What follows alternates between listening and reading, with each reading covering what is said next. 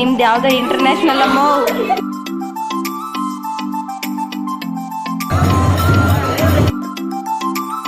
Hi hello ನಮಸ್ಕಾರ, welcome back to my YouTube channel. ಇವತ್ತು ನಾವಿದ್ದೀವಿ ನಮ್ಮ ಮನೆ ದೇವರಾದಂಥ ಒರ್ಕೆ ರಂಗಪ್ಪ ತೇರು ನಡೀತಾ ಇದೆ. ಹಾಗಾಗಿ ಒರ್ಕೆರ್ ದೇವ್ರಪುರಕ್ಕೆ ಬಂದಿದ್ದೀವಿ, ಅಂದರೆ HD ಪುರಕ್ಕೆ ಬಂದಿದ್ದೀವಿ.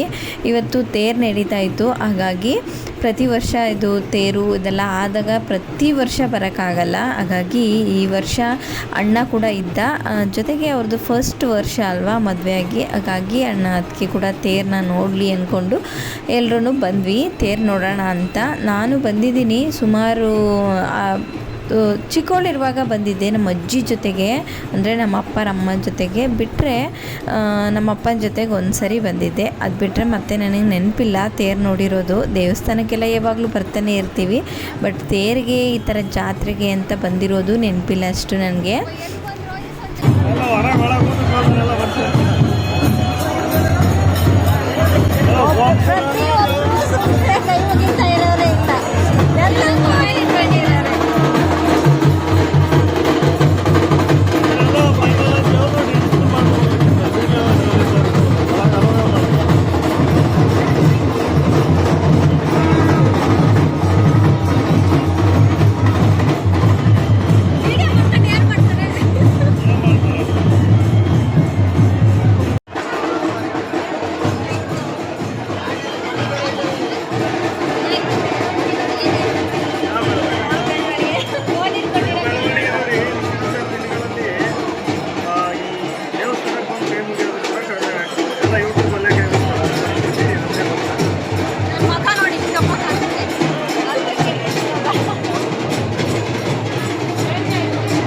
ಹೇಗಾಗ್ಬಿಟ್ಟಿದೆ ಅಂದರೆ, ಈಗ ಒಂದು ದೇವರು ಮೆರವಣಿಗೆಗೆ ಹೊರಗಡೆ ಬರ್ತಾ ಇದ್ದರೆ ಯಾರೂ ಮನಸ್ಪೂರ್ವಕವಾಗಿ, ಅಂದರೆ ಮನಸ್ಸಲ್ಲಿ ಭಕ್ತಿ ಎಲ್ರಿಗೂ ಇದ್ದೇ ಇರುತ್ತೆ, ಕೈ ಮುಕ್ಕೊಂಡು ಸುಮ್ಮನೆ ನಿಂತಿರೋರೇ ಇಲ್ಲ. ಪ್ರತಿಯೊಬ್ಬರು ಕೈಯಲ್ಲೂ ಫೋನು, ಪ್ರತಿಯೊಬ್ಬರು ವೀಡಿಯೋ ಮಾಡ್ತಾ ಇದ್ದಾರೆ, ಪ್ರತಿಯೊಬ್ಬರು ಫೋಟೋ ತೆಗಿತಾ ಇದ್ದಾರೆ, ಏನೋ ಒಂದು ಮಾಡ್ತಾ ಇದ್ದಾರೆ. ಯಾರೂ ಖಾಲಿ ಇಲ್ಲ, ಯಾರ ಕೈಯೂ ಖಾಲಿ ಇಲ್ಲ, ಎಲ್ಲರೂ ಫೋನ್ ಹಿಡ್ದಿದ್ದಾರೆ.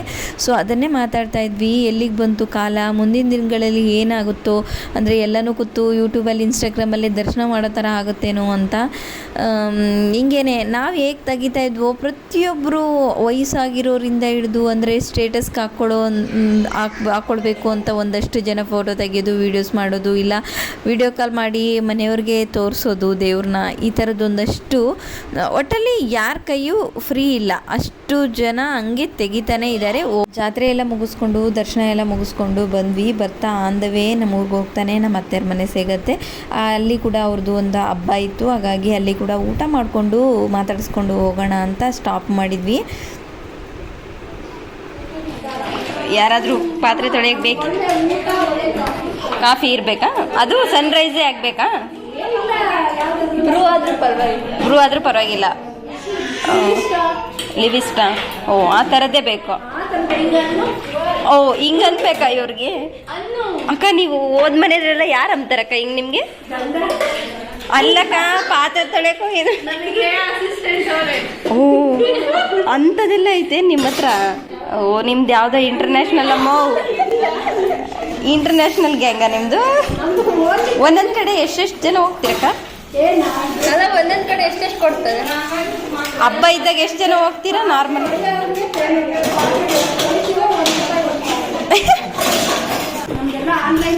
ಆನ್ಲೈನ್ ಪೇಮೆಂಟ್ ಅವ್ರಿಗೆ.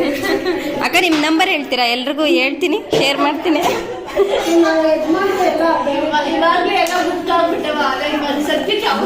ಹೌದೇ ಹೌದೇ ಅಕ್ಕ, ನಿಮ್ಮನ್ನ ಯಾರಾದರೂ ಕರೀತಾರಾ? ಅಲ್ಲ, ಒಂದು ಪಾತ್ರೆಗೆ ಒಂದು ಲೆಕ್ಕ ದುಡ್ಡು ಇಕ್ಕಿದ್ರೆ ಯಾರು ಕರೀತಾರಕ್ಕ ನಿಮ್ಮನ್ನ? ಅದ್ರಾಗ ನಮಗೆ ಸನ್ರೈಸ್ ಕಾಫಿನೇ ಬೇಕು ಅಂತ ಹೇಳ್ತೀರಾ? ಕಾಂಪ್ರಮೈಸೇ ಇಲ್ವಾ?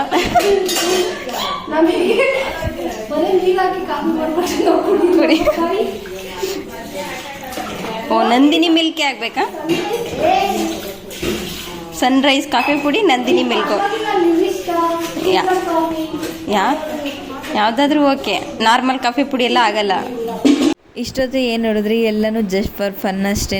ಅಂದರೆ ನಿಮ್ಮೆಲ್ರಿಗೂ ಒಂದು ಎಂಟರ್ಟೈನ್ಮೆಂಟ್ ಆಗಲಿ ಅಂತ ಈ ಥರ ಮಾತಾಡಿದ್ದು. ಅಂದರೆ ಈ ಥರ ನಾವು ಕಾಮಿಡಿಗಳು ಮಾಡ್ತಾ ಇರ್ತೀವಿ, ಅದನ್ನು ನಾನು ನಿಮ್ಮ ಜೊತೆ ಕೂಡ ಶೇರ್ ಮಾಡಿದೆ ಅಷ್ಟೇ, ಜಸ್ಟ್ ಫಾರ್ ಫನ್. ಸೊ ಈಗ ಮನೆಗೆ ಬಂದಿದ್ದಾಯಿತು. ಈಗ ಟೊಮೊಟೊ ಗೊಜ್ಜು ಮಾಡೋಣ ಅಂತ ಟೊಮೊಟೊ ಗೊಜ್ಜಿಗೆಲ್ಲನೂ ರೆಡಿ ಮಾಡಿ ಇಟ್ಟಿರೋದು. ಅಂದರೆ ನಮ್ಮ ಅತ್ತಿಗೆಯವ್ರು ಮಾಡ್ತಾ ಇರೋದು ಇದನ್ನು. ಅವ್ರ ಮನೆಯಲ್ಲಿ ಅಂದರೆ ಅವ್ರ ಅಮ್ಮನ ಮನೆಯಲ್ಲಿ ಇದನ್ನು ಜಾಸ್ತಿ ಮಾಡ್ತಾರಂತೆ ಟೊಮೊಟೊ ಗೊಜ್ಜು. ಟು ಬಿ ಆನೆಸ್ಟ್ ನನಗೆ ಗೊತ್ತಿಲ್ಲ ಈ ಥರ ಟೊಮೊಟೊ ಗೊಜ್ಜು, ಅಂದರೆ ಇದೇ ಫಸ್ಟ್ ಟೈಮ್ ನಮ್ಮ ಮನೇಲಿ ಮಾಡಿರೋದು. ಈ ಥರ ಮಾಡೋದು ಗೊತ್ತಿಲ್ಲ. ಏನೇನು ಹಾಕೋದು, ಹೇಗೆ ಮಾಡೋದು ಅನ್ನೋದೆಲ್ಲನೂ ನಾನು ರೆಸಿಪಿ ತೋರಿಸ್ತಾ ಇದ್ದೀನಿ ನೋಡಿ. ಮೆಂತ್ಯ, ಜೀರಿಗೆ, ಸಾಸಿವೆ, ಒಣಮೆಣಸಿನ್ಕಾಯಿ, ಬೆಳ್ಳುಳ್ಳಿ ಎಲ್ಲನೂ ಹುರಿದು ಇಟ್ಕೊಂಡಿರೋದು. ಹುರಿದಿಟ್ಕೊಂಡು ಬೆಳ್ಳುಳ್ಳಿ ಎಲ್ಲ ಜಜ್ಜಿ ಇಟ್ಕೊಂಡು ಫಸ್ಟು ಟೊಮೊಟೊನ ತೊಗೊಳ್ಬೇಕು. ಟೊಮೊಟೊ ತೊಳೆದು ಕಟ್ ಮಾಡಿ ಅದಕ್ಕೆ ಒಂದಷ್ಟು ಬೆಳ್ಳುಳ್ಳಿ ಹಾಕಿ ಅದಕ್ಕೆ ನೀರು ಏನು ಹಾಕದಂತೆ ಚೆನ್ನಾಗಿ ಅದೇ ನುಣ್ಣಗಾಗೋ ಥರ, ಸ್ಮ್ಯಾಶ್ ಆಗೋ ಥರ ಈ ರೀತಿ ಬಾಡಿಸ್ಬೇಕಾಗತ್ತೆ. ಬಾಡಿಸಿದ್ದಾದಮೇಲೆ ನೋಡ್ತಾ ಇರ್ಬೋದು, ಈ ರೀತಿ ಬಾಡಿಸಿದ್ದಾದಮೇಲೆ ಅದಕ್ಕೆ ಸ್ವಲ್ಪ ಉಪ್ಪು ಹಾಕಿ ಮತ್ತು ಎಲ್ಲ ಮಾಡಿಟ್ಟಿರುವಂಥ ಪೌಡ್ರು ಎಲ್ಲನೂ ಹಾಕಿ ಚೆನ್ನಾಗಿ ಅದನ್ನು ಇನ್ನೂ ಚೆನ್ನಾಗಿ ಸ್ಮ್ಯಾಶ್ ಆಗೋ ಥರ ಎಲ್ಲನೂ ಚೆನ್ನಾಗಿ ಈ ರೀತಿ ಬಾಣಲಿಲಿ ಬಾಡಿಸ್ಬೇಕಾಗತ್ತೆ. ಸೊ ನಮ್ಮ ಅತ್ತಿಗೆನೇ ಮಾಡ್ತಾಯಿದ್ರು ಇದನ್ನು. ಅಂದರೆ ಅವ್ರ ಮನೇಲೇ ಜಾಸ್ತಿ ಮಾಡೋವಂಥದ್ದು.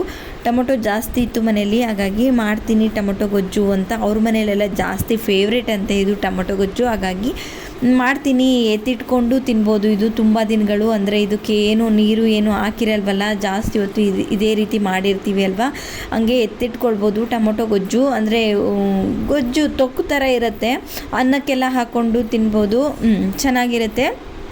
ಈಗ ಎಲ್ಲನೂ ಹಾಕಿ ಚೆನ್ನಾಗಿ ಫ್ರೈ ಮಾಡಿದ್ದಾಯಿತು. ಫ್ರೈ ಮಾಡಿದ್ದಾದಮೇಲೆ ಈಗ ಒಗ್ಗರಣೆ ಕೊಡ್ತಾಯಿದ್ದೀವಿ. ಅದಕ್ಕೆ ಜೀರಿಗೆ, ಸಾಸಿವೆ ಹಾಕಿ ಒಗ್ಗರಣೆ ಮಾಡ್ತಾ ಇರೋದು. ಆ ಪೌಡ್ರನ್ನೆಲ್ಲನೂ ಆಗಲೇ ನಾನೇನು ಹುರಿದಿಟ್ಕೊಂಡು ತೋರಿಸಿದ್ದೆ ಅದನ್ನೆಲ್ಲನೂ ಕುಟ್ಟಿ ಪುಡಿ ಮಾಡಿ ಅದರೊಳಗೇ ಹಾಕಿರೋವಂಥದ್ದು ಟೊಮೊಟೊ ಗೊಜ್ಜೊಳಗೆ. ಈಗ ಇದನ್ನು ಸಪ್ರೇಟಾಗಿ ಬೆಳ್ಳುಳ್ಳಿ ಒಂದಷ್ಟು ಜಜ್ಜೆ ಹಾಕಿದರೆ, ಬೆಳ್ಳುಳ್ಳಿ ಯಾವುದೇ ಅಡುಗೆಗೆ ಹಾಕಿದ್ರೂ ಟೇಸ್ಟ್ ತುಂಬಾ ಚೆನ್ನಾಗಿರುತ್ತೆ. ನನಗಂತೂ ಸಿಕ್ಕಾಪಟ್ಟೆ ಫೇವ್ರೇಟ್ ಅಂತಲೇ ಹೇಳ್ಬೋದು. ಯಾವುದೇ ಅಡುಗೆಯಲ್ಲಿ ಬೆಳ್ಳುಳ್ಳಿ ಇದ್ದರೆ ಈ ರೀತಿ ಒಗ್ಗರಣೆ ಕೊಟ್ಟಿರೋದು ತುಂಬಾ ಇಷ್ಟ. ಹಾಗಾಗಿ ಬೆಳ್ಳುಳ್ಳಿ ಜಾಸ್ತಿ ಹಾಕ್ಕೊಂಡಷ್ಟು ಟೇಸ್ಟ್ ಜಾಸ್ತಿ ಚೆನ್ನಾಗಿರುತ್ತೆ. ಸೊ ಈಗ ಎಣ್ಣೆ ಹಾಕಿ ಎಣ್ಣೆಯಲ್ಲಿ ಬೆಳ್ಳುಳ್ಳಿ, ಕರಿಬೇವಿನ ಸೊಪ್ಪು, ಸಾಸಿವೆ, ಜೀರಿಗೆ ಎಲ್ಲನೂ ಹಾಕಿ ಒಗ್ಗರಣೆ ಕೊಡ್ತಾ ಇರೋದು. ಒಗ್ಗರಣೆ ಕೊಟ್ಟಾದಮೇಲೆ ಒಂದೊಳ್ಳೆ ರುಚಿ ಬರುತ್ತೆ. ಇದನ್ನು ಒಂದು ಬಾಕ್ಸ್ಗಳೊಳಗೆ ಹಾಕಿ ಎತ್ತಿಟ್ಕೊಂಡ್ರೆ 15 ದಿನ, ತಿಂಗ್ಳುಗಟ್ಟಲೆ ಇದನ್ನು ಸ್ಟೋರ್ ಮಾಡಿಕೊಂಡು ತಿನ್ಬೋದು. ತುಂಬಾ ಚೆನ್ನಾಗಿರುತ್ತೆ. ನಾವು ಕೂಡ ಫಸ್ಟ್ ಟೈಮ್ ಈ ಥರದ್ದು ಮಾಡಿ ತಿಂದಿದ್ದು. ಅಂದರೆ ಟೊಮೊಟೊ ಗೊಜ್ಜೆಲ್ಲ ನಾರ್ಮಲಾಗಿ ಮಾಡ್ತೀವಿ, ಈ ರೀತಿ ತುಂಬ ಟೊಮೊಟೊ ತೊಕ್ಕು ಥರ ಎಲ್ಲ ಏನು ಮಾಡಿ ತಿಂದಿರಲಿಲ್ಲ, ಇದೇ ಫಸ್ಟ್ ಟೈಮ್. ತುಂಬಾ ಚೆನ್ನಾಗಿತ್ತು. ಬಿಸಿ ಅನ್ನಕ್ಕೆ ಎಲ್ಲನೂ ಚೆನ್ನಾಗಿರುತ್ತೆ ಇದು ಟೇಸ್ಟು ಎಲ್ಲನೂ. ಸೊ ಇದಾಗಿತ್ತು ಇವತ್ತಿನ video. Thank you for watching this video. Love you all. ಮತ್ತೊಂದು ಹೊಸ ವಿಡಿಯೋ ಜೊತೆ ಸಿಗ್ತೀನಿ. ಅಲ್ಲಿ ತನಕ ಸ್ಟೇ ಟ್ಯೂನ್.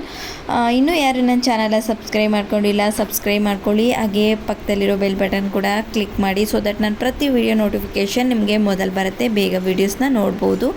ಆ್ಯಂಡ್ ಯಾರೆಲ್ಲ ಹೊಸದಾಗಿ ನನ್ನ ಚಾನಲ ವಿಸಿಟ್ ಮಾಡ್ತಾಯಿದ್ದೀರಾ, ಪ್ಲೀಸ್ ನೀವು ಕೂಡ ಹೋಗಿ ನನ್ನ ಚಾನಲ ಸಬ್ಸ್ಕ್ರೈಬ್ ಮಾಡಿಕೊಂಡು ಸಪೋರ್ಟ್ ಮಾಡಿ. Thank you for watching this video. Love you all.